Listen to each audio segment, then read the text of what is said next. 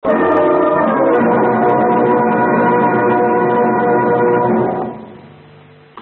اللہ الرحمن الرحیم۔ میرے پاکستانیوں، آج میں آپ کے سامنے صرف اس لیے آیا ہوں کہ ایک سپریم کورٹ کا فیصلہ آیا اور اس فیصلے کا جو ایک چھوٹے سے طبقے نے رد عمل دیا، اس فیصلے کے اوپر جس طرح کی زبان استعمال کی، میں مجبور ہوں آج آپ سے بات چیت کرنے کے لیے۔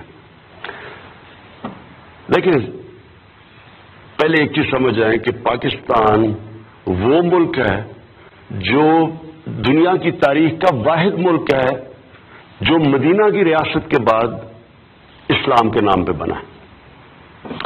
اسلام کے نام پہ بننے کا مطلب یہ ہے کہ پاکستان کا کوئی قانون قرآن اور سنہ کے خلاف نہیں جا سکتا۔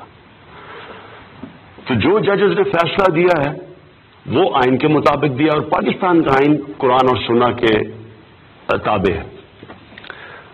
اب جس طرح کی زبان استعمال کی گئی ہے پاکستان کے سپریم کورٹ کے ججز کے اوپر، یہ کہنا کہ وہ فیصلے کے بعد واجب القتل ہے، اور پھر وہیں نہیں رکنا، پھر یہ کہنا کہ پاکستان کے جو آرمی چیف ہیں وہ غیر مسلم ہیں، اور جنرلز کو کہا جا رہا ہے اور فوج کو کہا جا رہا ہے کہ آرمی چیف کے خلاف بغاوت کرو۔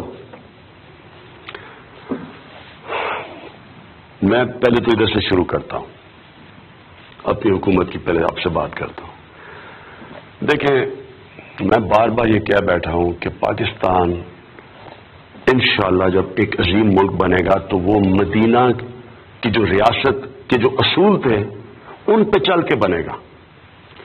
میرا یہ ایمان کا حصہ ہے کہ جب تک ہم جس مقصد کے لیے پاکستان بنا تھا، اسلامی فلاحی ریاست، اگر ہم وہ نہیں بنائیں گے پاکستان کو تو اس کا کوئی مستقبل نہیں۔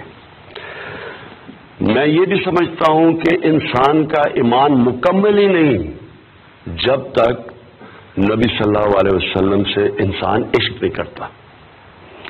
ہم نے عملی طور پہ اس حکومت نے وہ کام کیا جو آج تک کبھی کسی نے نہیں کیا، کسی پاکستان کی حکومت نے نہیں کیا۔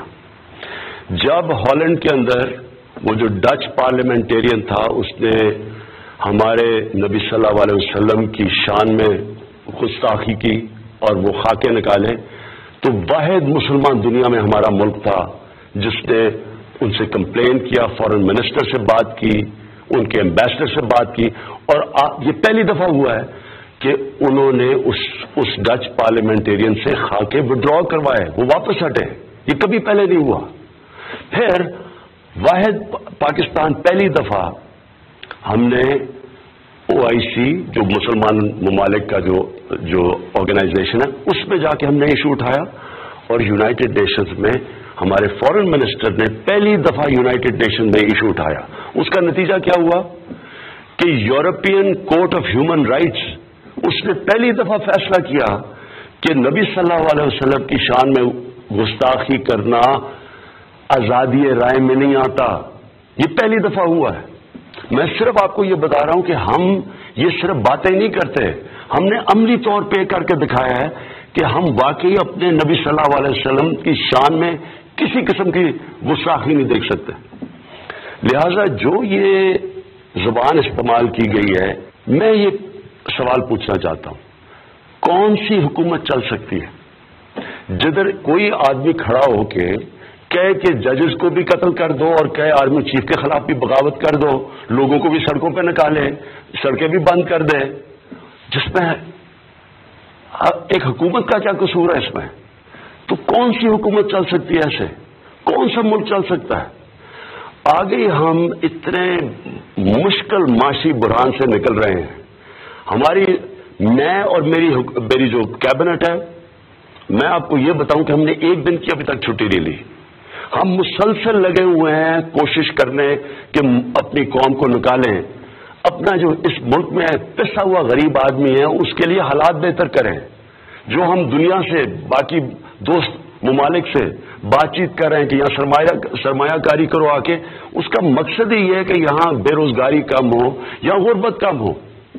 اب اگر اس طرح کی حرکتیں کرنی ہے کہ آپ سپریم کورٹ کے فیصلے اگر آپ کو پسند نہیں آئے، یعنی یہ کہنے کی یہ کوشش کر رہے ہیں کہ اگر سپریم کورٹ ان کے کہنے کے مطابق، ان کی من پسندی کے مطابق فیصلہ نہیں کرتا تو اس کا مطلب یہ فیصلہ ہی نہیں مانتے، اس کا مطلب سڑکوں پہ آ جائیں گے، ملک کو روک دیں گے۔ یعنی کوئی ملک چل سکتا ہے ایسے؟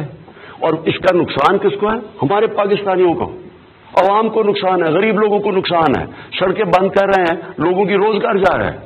جو بیچارہ دیہڑی میں جس نے آ کے مزدوری کرنی تھی، جب ملک رک جائے گا وہ کدھر سے بچوں کا پیٹ پالے گا؟ تو میں آج اپنی عوام سب سے یہ کہنا چاہتا ہوں، کسی صورت آپ نے آپ کو اکسانے نہیں دینا۔ یہ کوئی اسلام کی خدمت نہیں ہو رہی، یہ ملک سے دشمنی ہو رہی ہے۔ یہ ملک دشمن عناصر اس طرح کی باتیں کرتے ہیں کہ ججز کو قتل کر دو اور فوج میں بغاوت ہو جائے۔ یہ فوج نے ہمیں ایک بڑی مشکل جو جنگ تھی، دہشت گردی کی جنگ سے ہمیں نکالا ہے۔ ان لوگوں نے قربانیاں دی ہوئی ہیں۔ آپ جب کہیں گے کہ فوج آرمی چیف کے خلاف، اور جھوٹ بول کے کہ وہ مسلمان نہیں ہے آرمی چیف، ان کے اوپر اکسائیں گے، نقصان کس کا ہے؟ فائدہ کس کا ہے؟ پاکستان کے دشمنوں کا ہے۔ تو میں آج آپ سب سے، اپنی عوام سے اپیل کر رہا ہوں، اپنے ملک کی خاطر جو یہ اپنی سیاست چمکانے کے لیے آپ کو اکسا رہے ہیں، آپ نے ان کی باتوں میں نہیں آنا۔ یہ کوئی اسلام کی خدمت نہیں کر رہا ہے، یہ صرف اپنی ووٹ بینک بڑھا رہے ہیں۔ میں ان عناصر کو اپیل کرتا ہوں کہ ریاست سے نہ ٹکرانا۔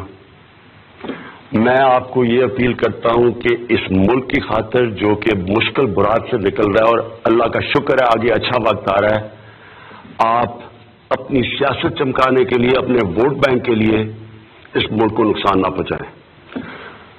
اگر آپ یہ کریں گے، میں آپ کو یہ واضح کر دوں کہ ریاست اپنی ذمہ داری پوری کرے گی، لوگوں کی پراپرٹیز، لوگوں کی جان اور مال کی حفاظت کرے گی۔ ہم کوئی توڑ پھوڑ نہیں ہونے دیں گے، ہم کوئی ٹریفک نہیں رکنے دیں گے۔ میں آپ کو اپیل کرتا ہوں کہ ریاست کو ادھر تک نہ لے کے جائیں، وہ مجبور ہو جائیں ایکشن لینے کے لیے۔ پاکستان پائندہ باد۔